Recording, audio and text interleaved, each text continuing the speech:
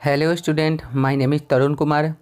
आज के वीडियो में हम लोग कक्षा 10th का चैप्टर नंबर 2 देखेंगे लोग एसएसटी का समाजवाद एवं साम्यवाद। ठीक है, तो इस वाले वीडियो में हम लोग अति लघु उत्तरीय प्रश्न और लघु उत्तरीय प्रश्न दोनों का ही क्या करेंगे लोग क्वेश्चन आंसर एनसीईआरटी का कर लेंगे लोग। ठीक है, तो पहला नंबर क्वेश्चन क्या बोल रहा है कि पूंजीवाद क्या है। ठीक है, तो उत्तर होता है बाबू, पूंजीवाद वैसा व्यवस्था होता है जिसमें उत्पादन के साधनों पर पूंजीपतियों का अधिकार होता है।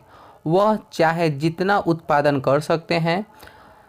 मूल्य नियंत्रण भी सरकार के हाथों में नहीं होता है। इस व्यवस्था में सरकार का कोई दखल नहीं होता है। ठीक है, मतलब निजी व्यक्तियों के हाथ में होता है। इन कामों में सरकार का कोई हस्तक्षेप नहीं होता है, वही होता है हमारा पूंजीवाद। ठीक है, दूसरा नंबर क्वेश्चन देखते हैं लोग, खूनी रविवार क्या है।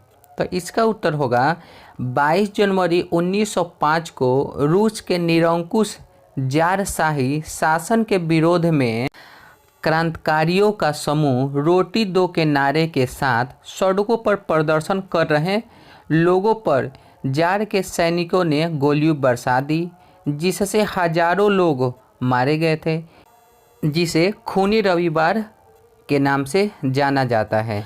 अब देखते हैं लोग क्वेश्चन नंबर 3, अक्टूबर क्रांति क्या है। ठीक है, तो उत्तर होगा 7 नवंबर 1917 को लेनिन के नेतृत्व में बोल्शेविक ने बुर्जुआ वर्ग की सत्ता को उखाड़ फेंका और सर्वहारा वर्ग के शासन की स्थापना की, जिसे अक्टूबर क्रांति के नाम से जाना जाता है। यह विश्व इतिहास में पहली समाजवादी क्रांति थी। ठीक है, अगला क्वेश्चन देखते हैं लोग। चलिए, उत्तर नंबर 4, अभी हमने पिछले क्वेश्चन में देखा था सर्वहारा ग्रुप की स्थापना, सर्वहारा वर्ग की स्थापना की। तो देखते हैं लोग सर्वहारा वर्ग किसे कहते हैं। क्वेश्चन नंबर 4, तो उत्तर है बाबू, सर्वहारा वर्ग समाज का वह वर्ग है जो अपने पालन पोषण के लिए पूर्ण रूप से अपने श्रम पर निर्भर होते हैं। सर्वहारा वर्ग में कौन कौन आते हैं, तो मजदूर आते हैं, किसान आते हैं, छोटे दुकानदार एवं आम व्यापारी लोग आते हैं। ठीक है बाबू, सर्वहारा ग्रुप में पता चल गया, मतलब मजदूर किस्म के आदमी सर्वहारा ग्रुप में सर्वहारा वर्ग में आते हैं। ठीक है, क्वेश्चन नंबर 5 देखते हैं लोग। क्वेश्चन नंबर 5, क्रांति के पूर्व रूसी किसानों की स्थिति कैसे थी। ठीक है, क्रांति के पूर्व रूसी किसानों की स्थिति कैसे थी। तो उत्तर होगा, क्रांति से पूर्व रूसी किसानों की स्थिति अत्यंत दयनीय थी। उनके खेत बहुत छोटे छोटे थे, जिन पर वे पुराने ढंगों से खेती करते थे। उनके पास पूंजी का अभाव भी था, साथ ही वे करों के बोझ से दबे रहे थे। ठीक है, तो ये सब क्रांति से पूर्व रूसी किसानों की स्थिति थी।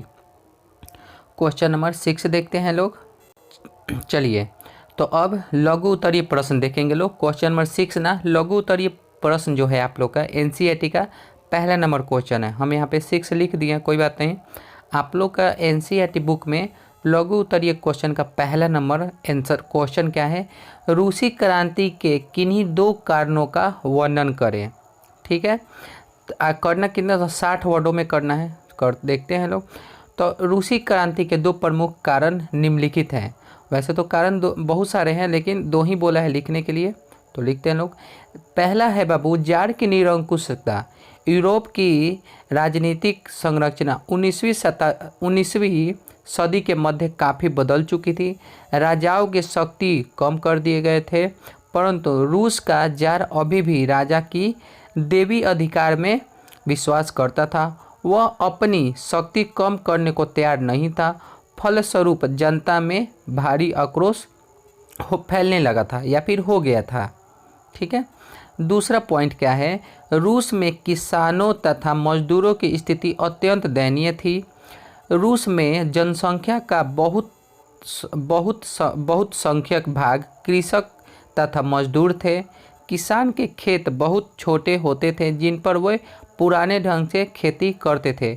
उनके पास पूंजी का भी बहुत अभाव था तथा करों के बोझ से दबे हुए थे। रूस में मजदूरी की अधिक काम करनी पड़ती थी, परंतु उनकी मजदूरी काफ़ी कम थी और उनके साथ दुर्व्यवहार भी किया जाता था।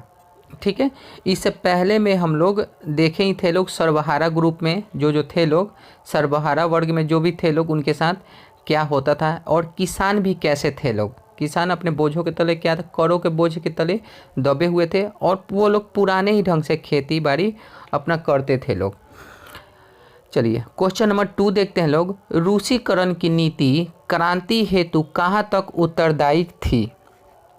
ठीक है, तो इसका उत्तर देखते हैं लोग। सोवियत रूस विभिन्न राष्ट्रीयों का देश था जहां स्लाव जाति के लोग रहते थे। इनके अलावा अलग अलग जाति जैसे कि फिन हो गया, पोल हो गया, जर्मन हो गया, यहूदी हो गया आदि अन्य जाति के लोग भी रहते थे जो विभिन्न विभिन्न भाषाएं भी बोलते थे तथा इनका रस्मों रिवाज भी विभिन्न विभिन्न था। परंतु रूस के अल्पसंख्यक समूह जार निकोलस द्वितीय द्वारा जारी की गई रूसीकरण की नीति से परेशान थे। इसके अनुसार सम्राट जार ने देश के सभी लोगों पर रूसी भाषा, शिक्षा और संस्कृति थोपने का प्रयास किया था। इससे वहाँ के अल्पसंख्यकों में हलचल मच गई थी तथा रूसी राजतंत्र के प्रति उनका आक्रोश बढ़ता जा रहा था। ठीक है, अब अगले क्वेश्चन देखते हैं लोग। आप लोग इन सभी क्वेश्चनों को अच्छे से लिख कर पढ़ लीजिएगा लोग और याद कर लीजिएगा लोग, बहुत इंपॉर्टेंट क्वेश्चन होते हैं एनसीईआरटी के।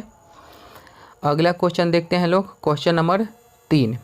साम्यवाद एक नई आर्थिक एवं सामाजिक व्यवस्था थी, कैसे?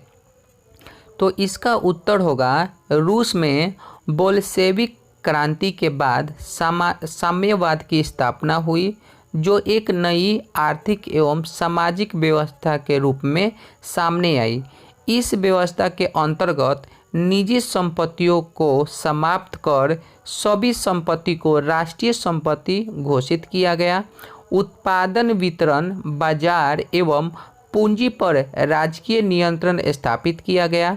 साथ ही समाज में विशेष अधिकार समाप्त हो गए। व्यक्ति व्यक्ति में भेदभाव खत्म किए गए। समाज में सभी लोगों को एक समान न्याय मिलने लगा तथा अमीरी गरीबी सब लोग क्या हो गए, अमीर और गरीब सभी लोग आपस में क्या हुए, बराबर हो गए। श्रमिकों को उनके श्रम के अनुसार पारिश्रमिक दी जाने लगी। इससे श्रमिक मन लगाकर काम करने लगे और उत्पादन बढ़ने का प्रयास हुआ। ठीक है, उत्पादन में सभी लोगों का भाग बराबर रहता था। इस प्रकार साम्यवाद नई आर्थिक एवं सामाजिक व्यवस्था स्थापित हुई। चलिए क्वेश्चन नंबर 4। नई आर्थिक नीति मार्क्सवादी सिद्धांतों के साथ समझौता था, कैसे? तो इसका उत्तर होगा बोल्शेविक क्रांति के सफल होते ही रूस में लेनिन ने मार्क्सवादी सिद्धांतों के अनुसार आर्थिक व्यवस्था लागू कर दी, लेकिन जनता इसके लिए पूरी तरीके से तैयार नहीं थी। उन्हें ऐसा लगता था कि उत्पादन गिरकर पहले के मुकाबले बहुत नीचे आ गया है। इस कारण से रोपन में किसान अपना अनाज सरकार को देने के बजाय उसे जला देना बेहतर समझने लगी। इससे निपटने के लिए 1921 में लेनिन को नई आर्थिक नीति लागू करनी पड़ी। इस नीति के अनुसार किसानों को अपना उपज का कुछ भाग बेचने की सुविधा दी गई। किसानों से अनाज लेने के साथ स्थान पर एक निश्चित कर लगा दिया गया और 20 श्रमिकों को रखकर कोई भी निजी उद्योग चला सकता था। विभिन्न स्थानों पर बैंक खोले गए और कई नई बदलावों से बनी यह नई आर्थिक नीति मार्क्सवादी सिद्धांत के अनुसार लागू की गई। ठीक है, अब क्वेश्चन नंबर 5 देखते हैं लोग। प्रथम विश्व युद्ध में रूस की पराजय क्रांति हेतु मार्ग प्रशस्त किया, कैसे? ठीक है, तो इसका उत्तर होगा प्रथम विश्व युद्ध 1914 से 1918 ईस्वी तक चला था। इस युद्ध में रूस मित्र राष्ट्रों की ओर से शामिल हुआ था। युद्ध में सम्मिलित होने का एकमात्र उद्देश्य था रूसी जनता के आंतरिक असंतोष को भुलाकर उन्हें बाहरी मामलों में उलझा दिया जाए। परंतु इस युद्ध में चारों तरफ से रूसी सेनाओं की हार हो रही थी और हार के कारण भी निम्नलिखित थे। रूस के हारने का कारण ये क्या थे? तो पहले तो ये 1805 में रूस का जापान जैसे छोटे देशों से हार जाना, देश में फैल रही गरीबी, खूनी रविवार, अच्छे हथियार ना थे एवं ना ही पर्याप्त भोजन की सुविधा थी।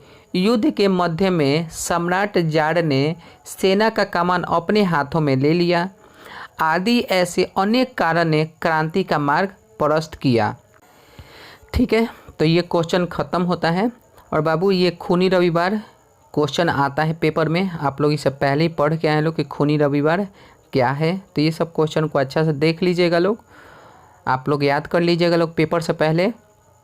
ठीक है, तो आज के लिए छोड़ते हैं लोग। नेक्स्ट वीडियो में हम लोग इसका दीर्घ उत्तरीय प्रश्न को देखा जाएगा और उसका क्वेश्चन आंसर कर लिया जाएगा। ठीक है, तो आज के लिए छोड़ते हैं लोग, बाय।